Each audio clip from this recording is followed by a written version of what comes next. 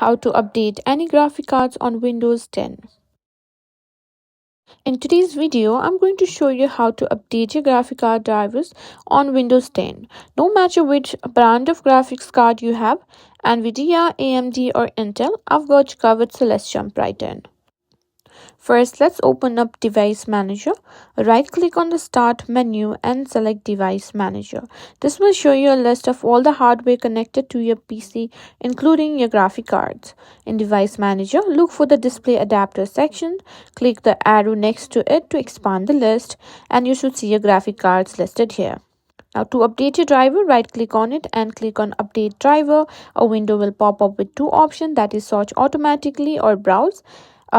Select Search Automatically for updated driver software, and Windows will search for the latest version of the driver online. If it finds one, it will automatically download and install it for you. You can also simply browse through it and choose after you've downloaded it.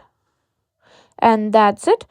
You've now updated your graphic card driver on Windows 10.